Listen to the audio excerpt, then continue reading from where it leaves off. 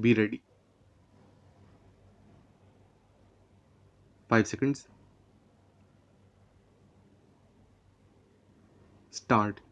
Madam, I am on a point of order.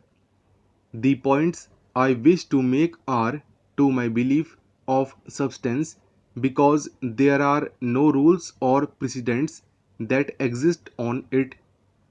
However, you might rule on them after you have heard my explanation. They will be setting precedents on these subjects. The very first question that I would like to raise, and I have already written to you about this, is the procedure and the method to be adopted while taking up a report of the House for consideration, particularly when it is the report of the Joint Parliamentary Committee. Here, I would like to make a distinction between the methodology that is being adopted today and that which has been adopted by our Parliament ever since it came into existence. I hold that it is for the first time ever that we are considering the report of a joint parliamentary committee through the medium of a short duration discussion.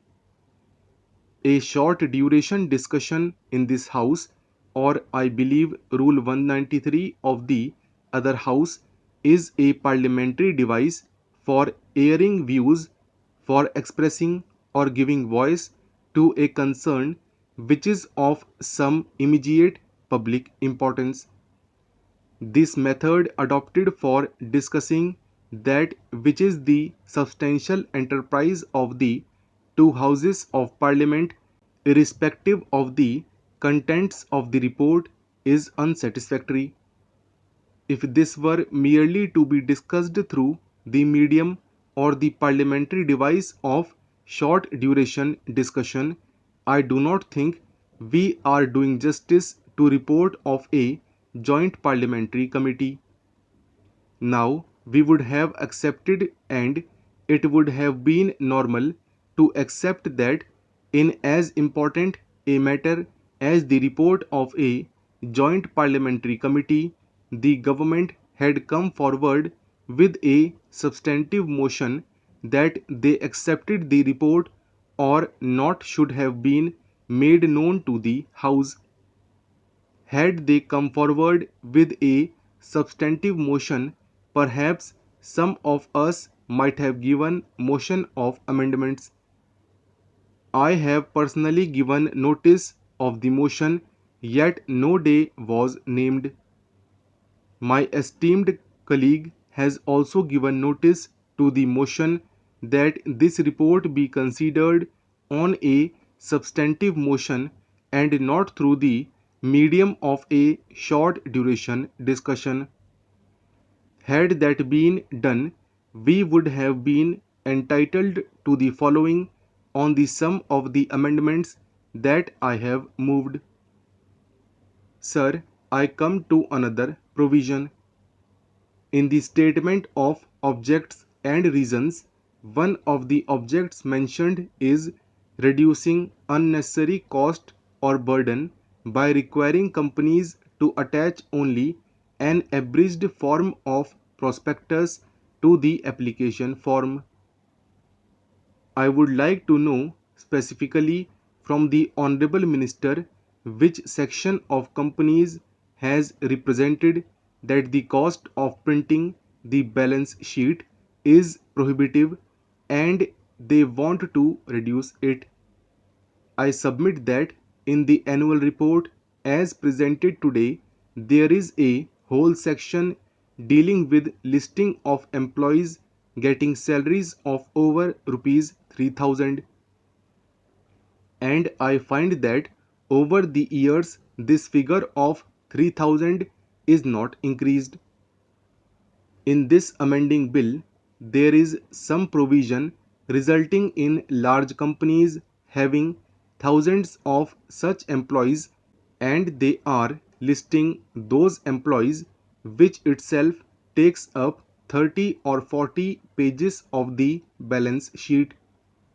Merely deleting that provision can bring down the cost of printing, and that will not affect the small investors in any way. Instead of doing that, they have taken powers now suggest that it should be deleted altogether. A small shareholder is not interested in who is employed and what salary he is getting.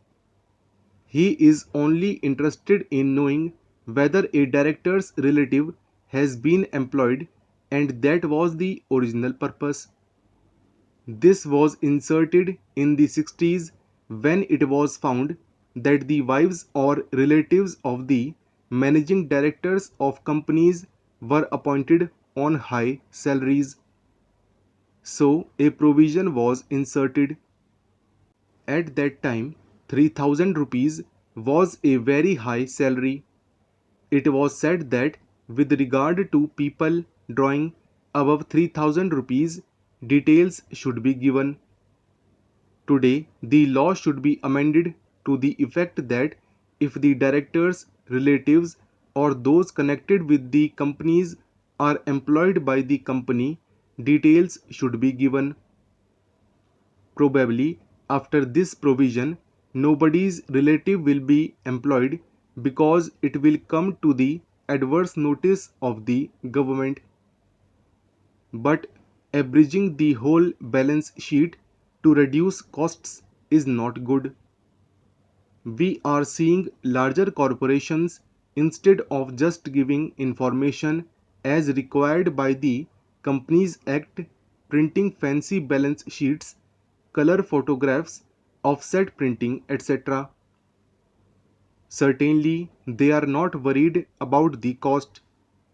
It is a strange thing that the government is worried about reducing the cost unless we are talking about the balance sheets of the public sector companies, which is a different matter.